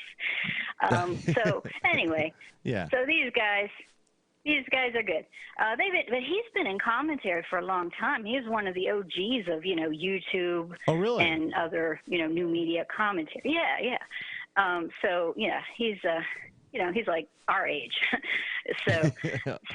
He's old people. He's old people.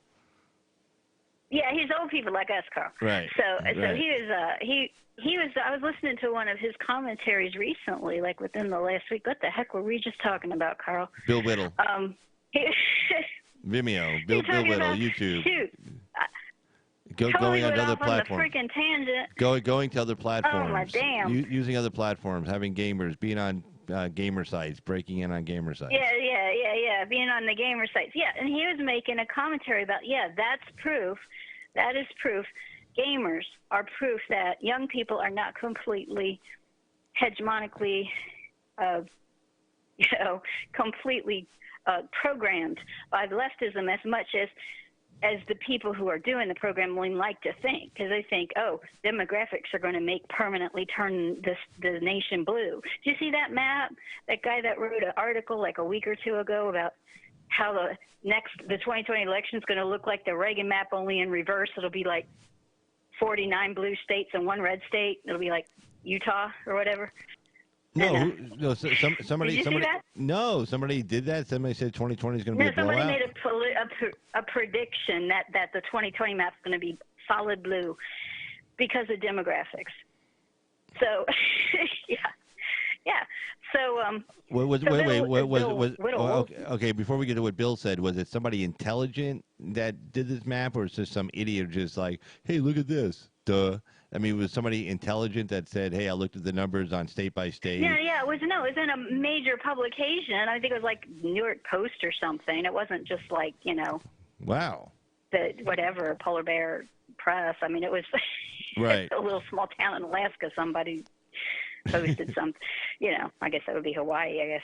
Pineapple. Anyway, point being, Pineapple Press. There probably is one in Hawaii now that I think about it. Anyway, point being, no, it was like a real publication.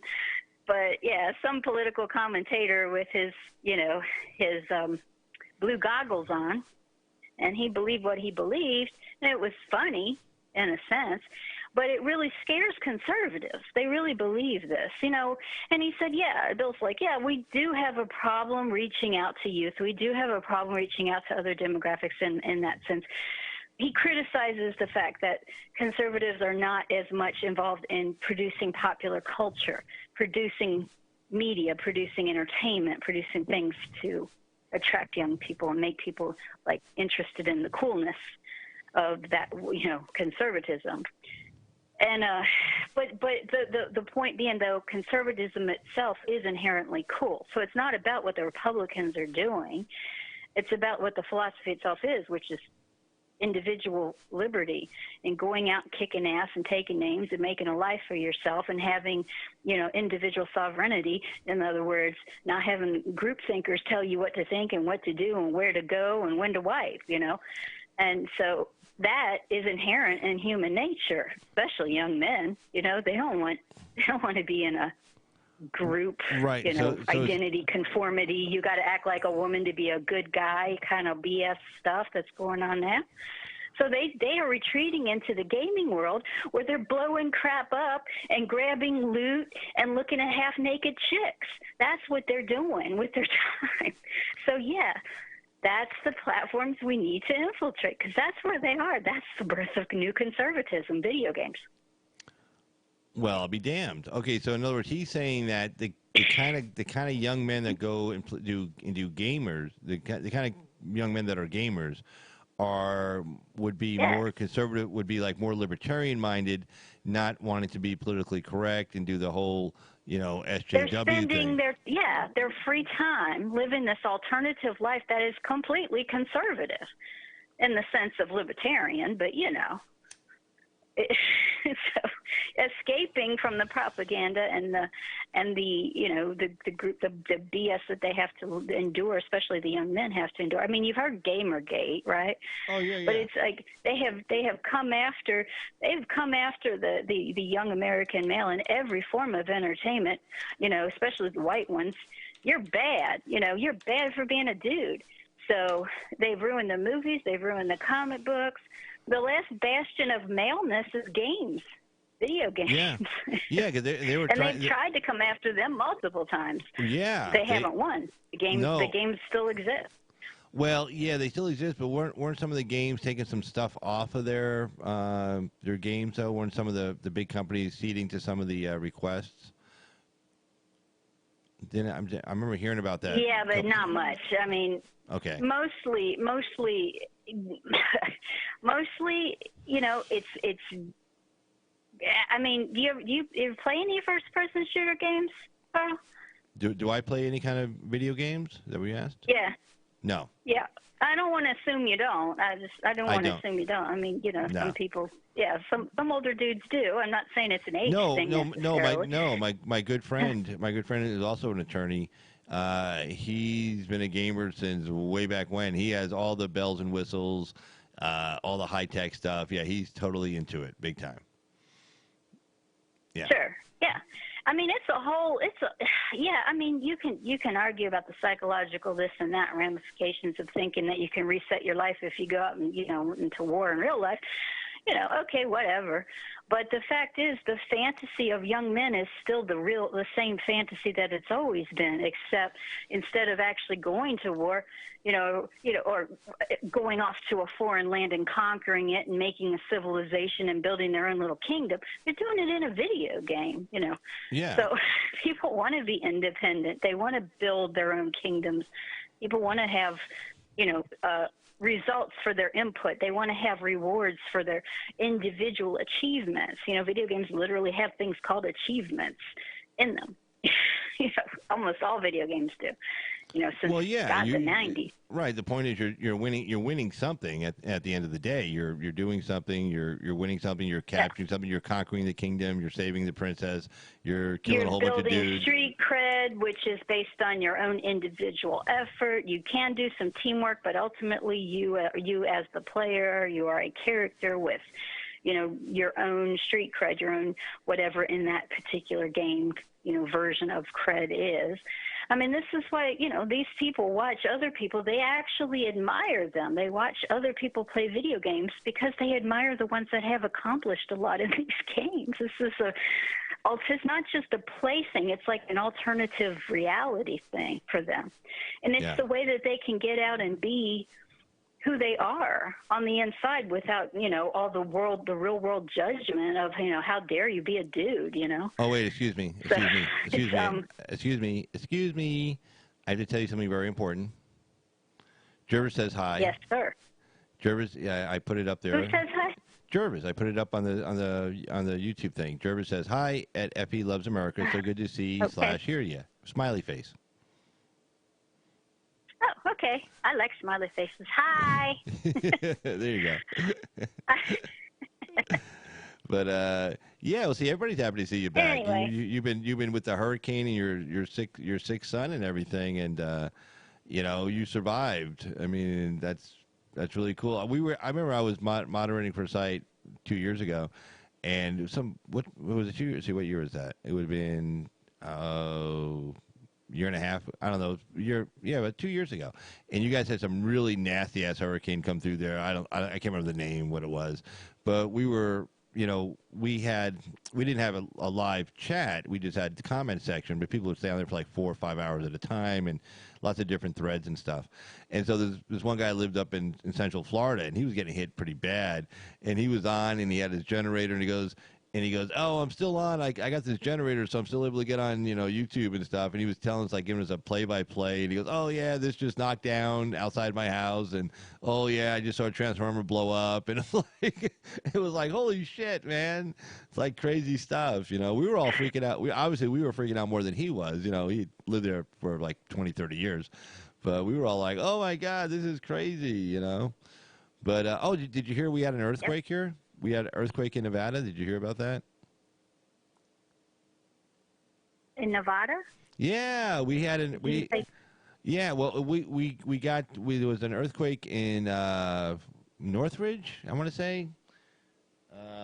I can't remember the city. It was one in California, the one that did some damage over there. But it was out in the rural area, so it didn't do as much damage as it would like inside of a city. But anyway, so we felt it here. Terrible. Yeah, we felt it here, but it was kind of like we felt like about a 3.0 here, which isn't that big. If you live in California, 3.0 is like no big deal.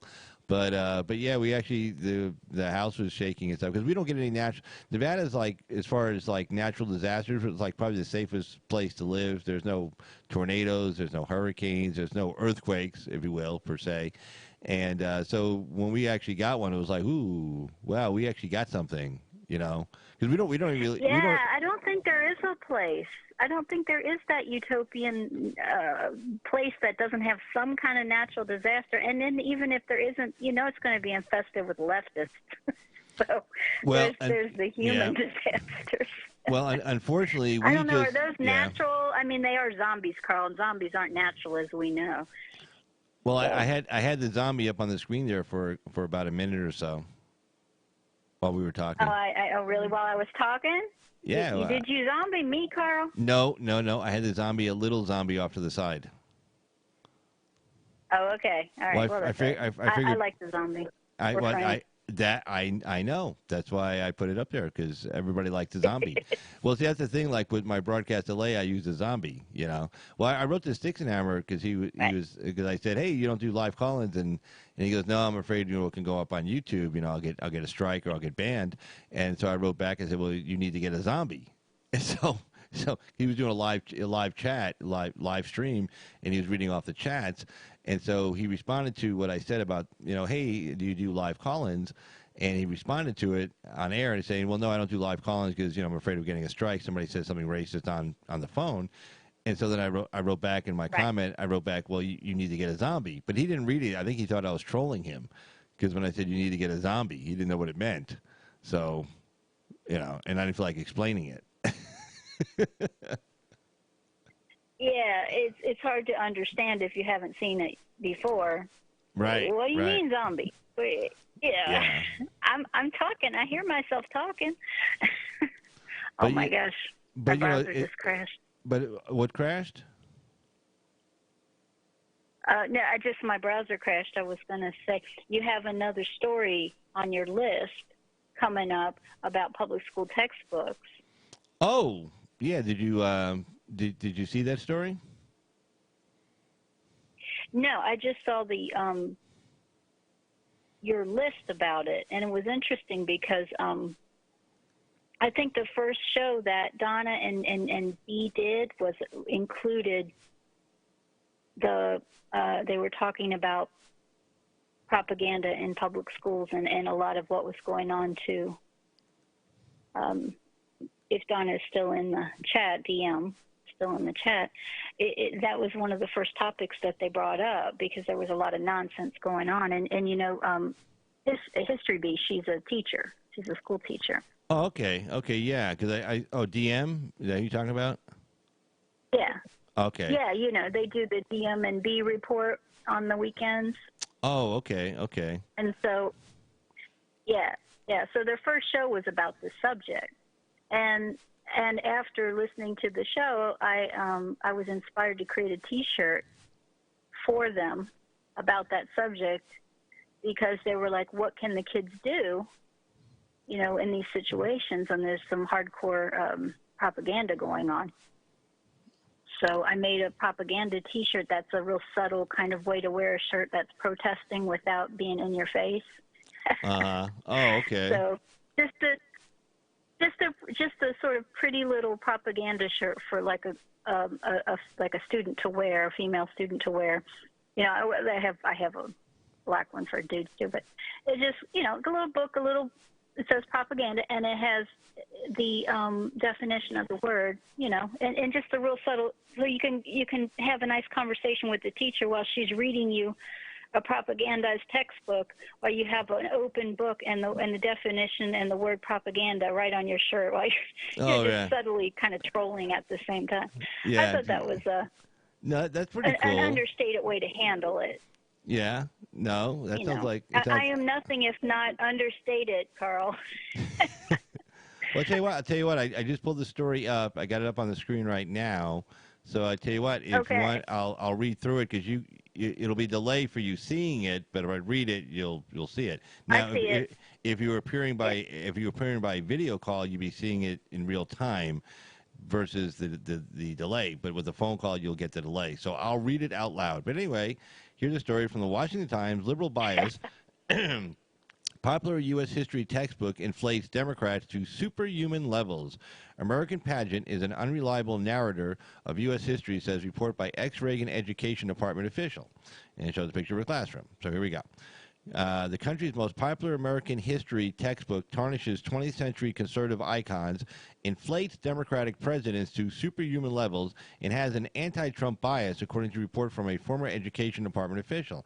American Pageant, now in its 17th edition, is awash in liberal excesses, according to the report released Tuesday by the Education and Research Institute, a nonprofit chaired by Daniel Oliver, who served as attorney in the Department of Education under President Reagan.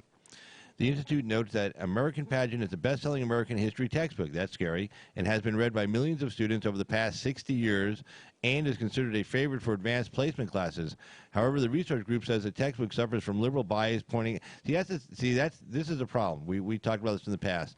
A lot of people, getting people to the polls in a general election is tough. Getting them in a midterm election is even tougher, right? Well, getting people to go to, school board meetings, city council meetings, county commissioner meetings, where they're voting on, because they actually vote on what textbooks to use. And they have to be on a public agenda. Yeah. So when they're going to do it, but nobody pays attention. But the people who do pay attention are the liberal activists who show up, who get the books into some administrator's hands and then tell them to propose it, and nobody else is giving any input. They say, okay, I'll just shut these people up. I'll propose this book.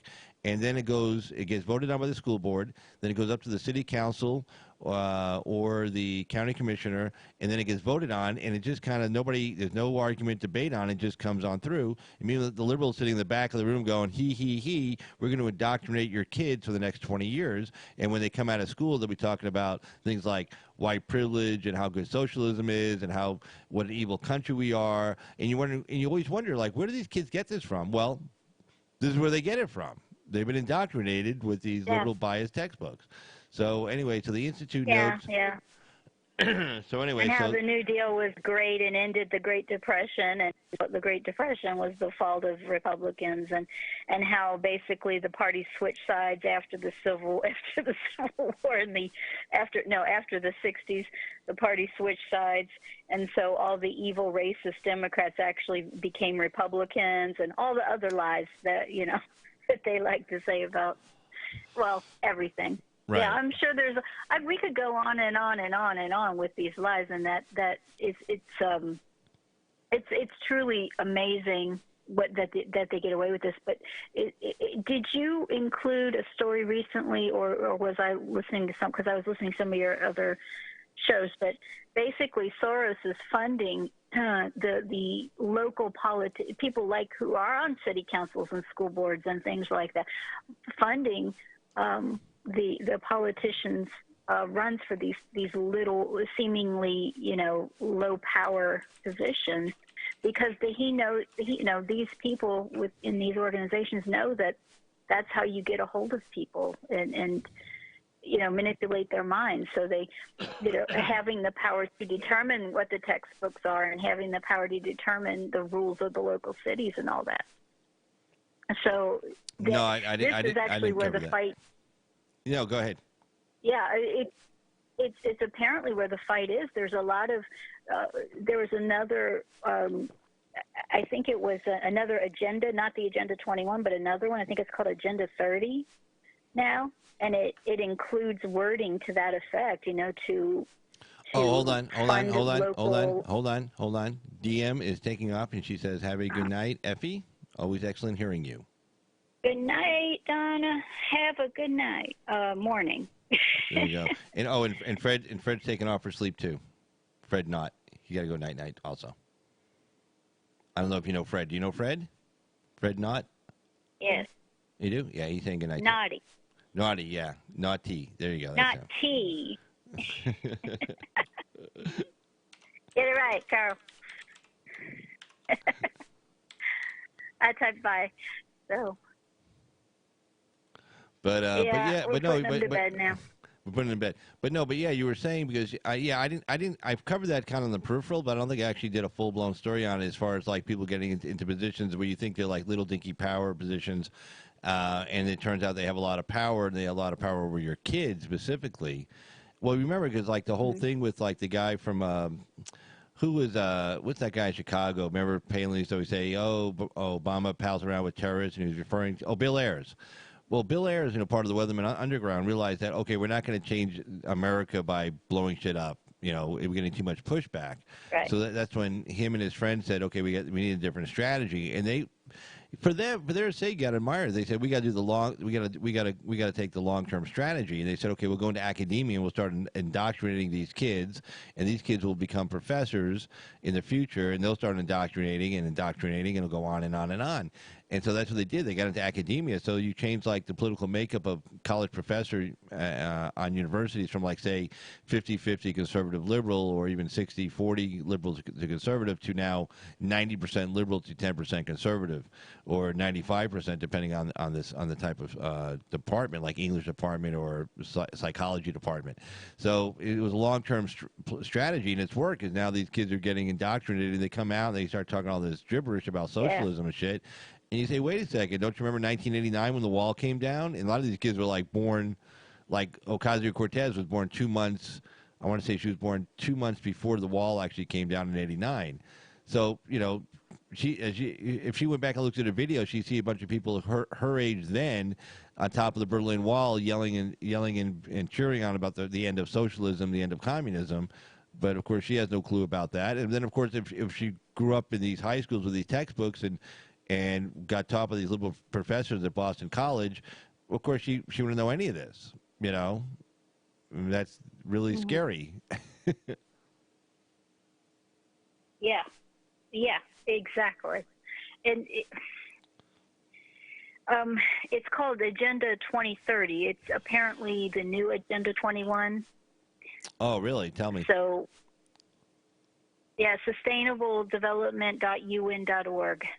And so it's about what they consider. Well, basically, it's about what they call sustainable development, but they want to make.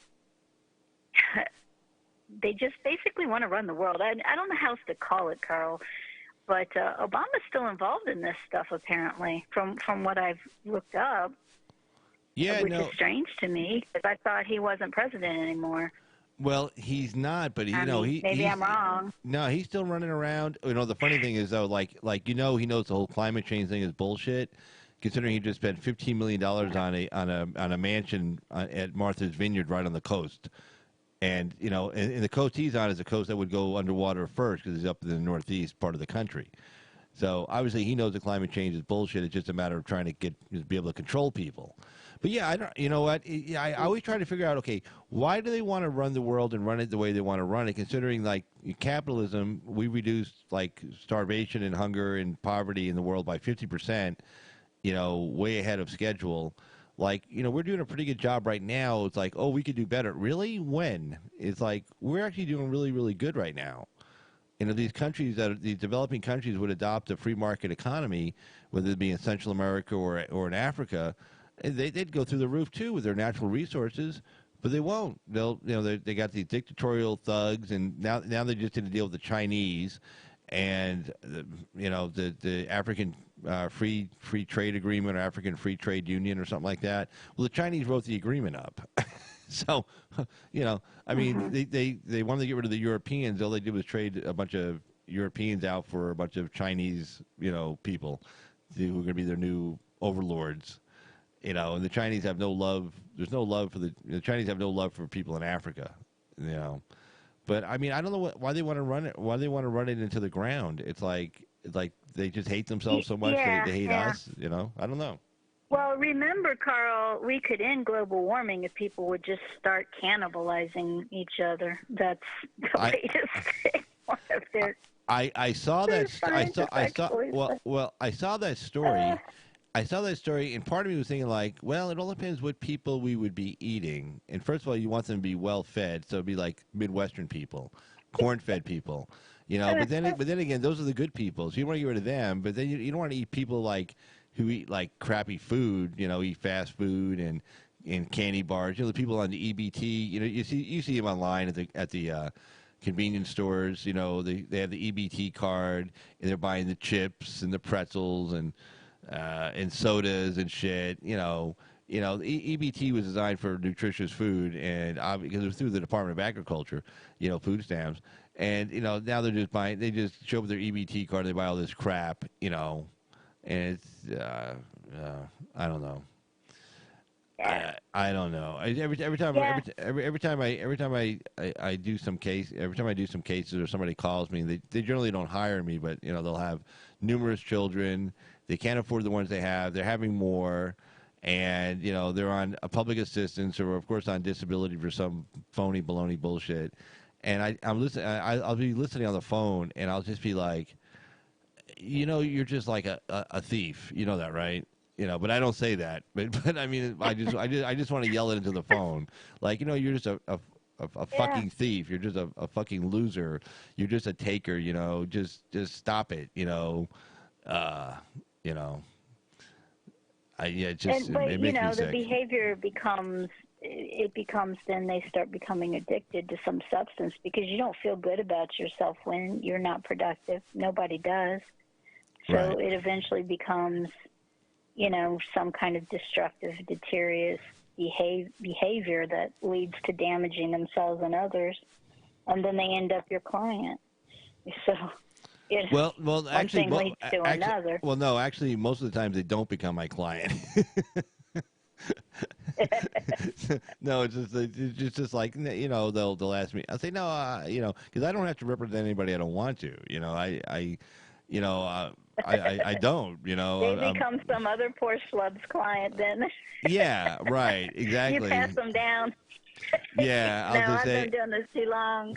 I'll refer them to somebody else. I'll refer them to somebody maybe somebody starting out who needs the money, is willing to take on a case. Yeah, somebody who's starting out needs the work. Yeah, right. I don't need that. I don't need that work. Right. Yeah. Exactly. Right. A young attorney. It's like you know what? I can't help you. Carl, you've made here. it in life when you can pass up a job because you just don't want the hassle. I remember that day. Well, then you got to add something else to it that the problem that you don't necessarily run into is that when I go to court, I have very consistent arguments I make I only have two judges up here, right? And I'm not one of those attorneys that's I'm not like a mouthpiece attorney. I don't just come in and argue any stupid point because my client wants me to. So especially like in divorce work, I argue very consistently regarding custody and visitation and who should have the kids and for issues like child support and alimony and stuff. I'm very consistent, and I maintain that because I don't just come in and say, one day I'm arguing, oh, da-da-da-da-da, and then the next day I'm arguing, da-da-da, and judges well, what the hell do you really, do you stand for anything, jogger? It's no, but I do, so I probably turn away more clients than most others because I'm I'm not going to argue that point. I'm not going to ask for that. There's no way. I'm not going to ask for that because it goes against everything that I think the law was designed to do. I'm not going to try to manipulate the law to get you a result that I think is wrong. You like to be in the black. You know, you don't want to be in the red. You want to have your history of clients to be, consistently. But you know, I guess that's what public defenders are for. Well, you're a public defender. I aren't you? was do that too. I was for a year. Okay. No, but even I wouldn't make stupid arguments. For I a wouldn't. year. Yeah, Okay. I no longer. Are you I no longer have it. required to do some as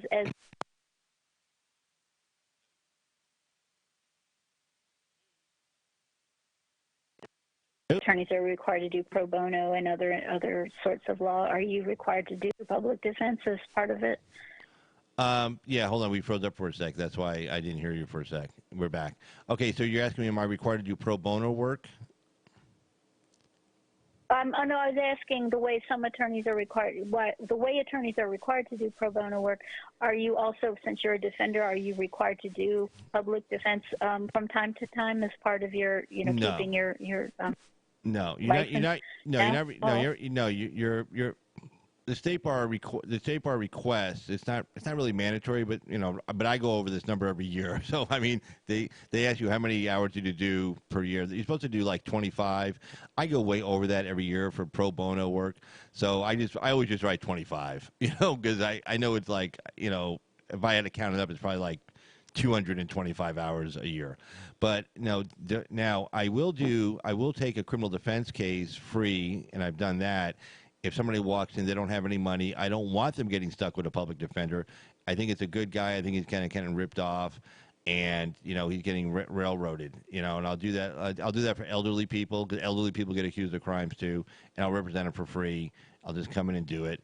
But like I'll do divorce work for free. I do like eviction cases sometimes when I'm fighting against an eviction or foreclosure case, or a collection case, trying to collect against an old elderly couple. They hit the bank account, and all the assets in the bank account are exempt, Social Security, pensions. So you have to go to court and have the judge tell them release the money. I'll do that stuff for free. But every once in a while, I'll do a criminal defense case for free. Sure. I was just wondering if that would be a solution. Like, in other words, you were saying you did public defending for 1 year.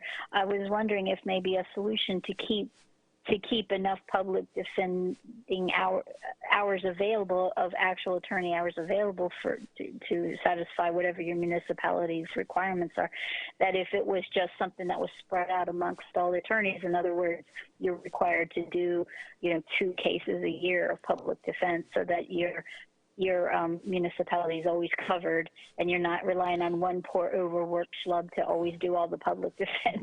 Now some underpaid and over. Some municipalities have that, because I was on the phone with an attorney. I can't remember what state it was. Do they? Okay. Yeah, we were talking. We were talking about a case, and we just started talking about that topic. And he said, yeah, they require us to do.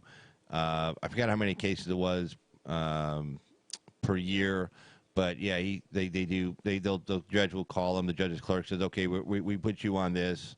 We put you. They have like a little list. So it's not like there's several judges, so you don't get stuck like doing way more than you should. And they have a list, all the judges keep, and they just cross a name off. And they'll say, okay, we want you on this. We want you on this. You'll do it for free. I mean, if you have any costs, you can bill the county for the costs. But no fees involved. But yeah, some municipalities do that. Again, it's not required in the state of Nevada. It's not required in my jurisdiction. But, you're supposed to do at least 25 hours pro bono. Well, it wouldn't have to be for free or pro bono. It could be but it would be minimal cost, like the state, the court-assigned attorney for my son, they got paid, because he's considered, the way that they do it is I had an attorney, but my son was also, as an adult, as an 18-year-old, assigned an attorney as an indigent. So he's assigned an attorney to represent him, so that my attorney and his attorney coordinate what's best for him. So that's how that works, so that, when I do the guardianship and all that, he has an attorney as well, just so that they, his rights are as to the best of the state's ability, his rights are looked out for.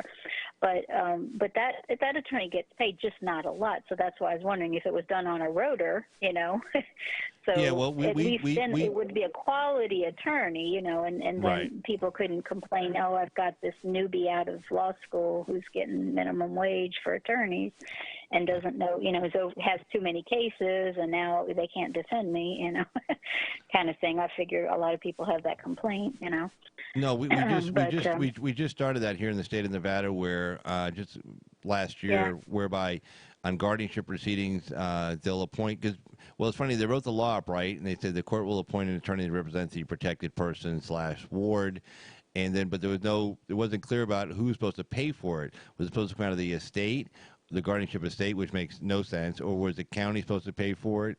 Or anything. So then it just somebody, I don't know how, I can't remember how they figured it out, but they said, oh, the county has to pay for it. So, but yeah, they've been appointing attorneys to represent the protected person, primarily adults for sure. Yeah, not so much on the children, but definitely on the adults. Even on a husband-wife situation, they'll appoint an attorney just to talk to the protected person, like talk to your son to make sure, okay, is everything okay? We don't want to just hear from, in your case, the mom, what the mom is saying. We want to hear it from you also. But yeah, but that's been going down. Right. But I tell you what, I've been on for just about 2 hours, so I'm going to go and call it a night for tonight. And so wait, don't hang up. Stay with me, and let me just jump over to another screen here real quick. All right. Boom. All right, so this is Carl for Carl's Opinion. I just want to say good night to everybody, and thanks for joining us on our live stream tonight on our Monday Night Live call-in show. I want to thank Effie Loves America for the great call-in and the great conversation, as always. Very happy having you back. Glad you survived the hurricane, and I'm glad your son is doing better as well. And for Carl's Opinions, Carl, have a great night. And Miss Effie Loves America, would you like to say good night to everybody, please? Good night, everybody. And yeah, I put the link to the Agenda 2030 in your chat, Carl, and also billwhittle.com, so you can check that out too. Fantastic. All right, guys. So Okay. have a great night, and we'll see you next time. Take care. Bye-bye. Bye-bye.